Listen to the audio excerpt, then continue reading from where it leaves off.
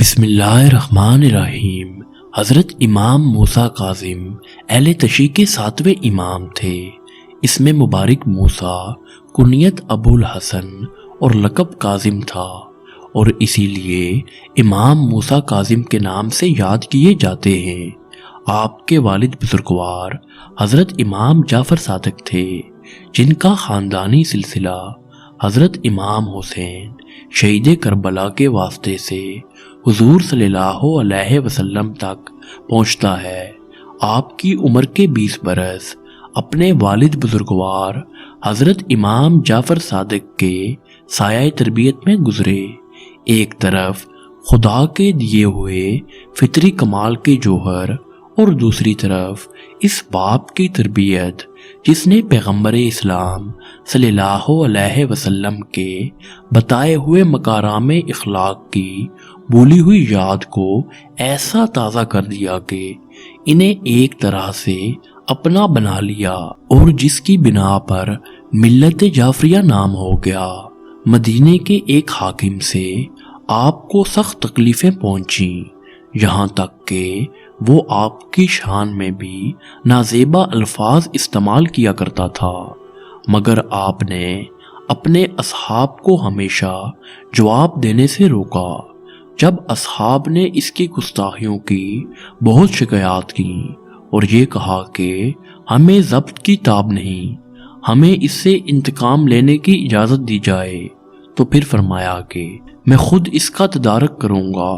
اس طرح ان کے جذبات میں سکون پیدا کرنے کے بعد خود اس شخص کے پاس اس کی زراعت پر تشریف لے گئے، اور کچھ ایسا احسان اور سلوک فرمایا کہ وہ اپنی گستاخیوں پر نادم ہوا اور اس اپنے طرز عمل کو بدل دیا۔ آپ نے اپنے اصحاب سے صورتحال بیان فرما کر پوچھا کہ جو میں نے اس کے ساتھ کیا وہ اچھا تھا، یا جس طرح تم لوگ اس کے ساتھ کرنا چاہتے تھے؟ سب نے کہا یقیناً آپ نے جو طریقہ استعمال فرمایا وہی بہتر تھا۔ حضرت امام جعفر صادق کی شہادت ہوئی۔ اس وقت سے حضرت امام موسیٰ کاظم بذات خود فرائض امامت کے ذمہ دار ہوئے۔ اس وقت خلافت عباسیہ کے تخت پر ابو جعفر المنصور خلیفہ تھا۔ یہ وہی ظالم تھا جس کے ہاتھوں لاتعداد سادات مظالم کا نشانہ بن چکے تھے۔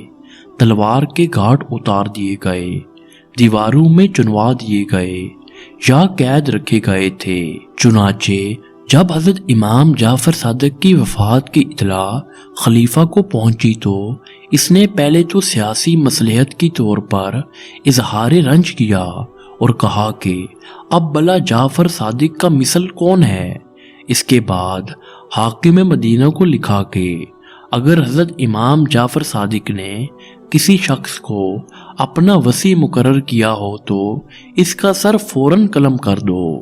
حاکم مدینہ نے جواب لکھا کہ انہوں نے تو 5 وصی مقرر کیے ہیں، پہلے آپ خود ہیں۔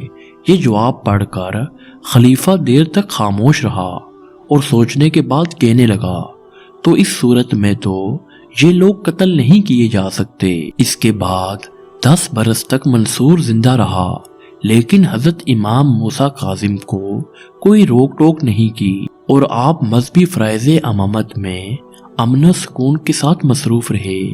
55 سال کی عمر میں حضرت امام موسیٰ کاظم کی وفات ہوئی۔ آپ کا روضہ اقدس بغداد سے باہر قازمین میں واقع ہے۔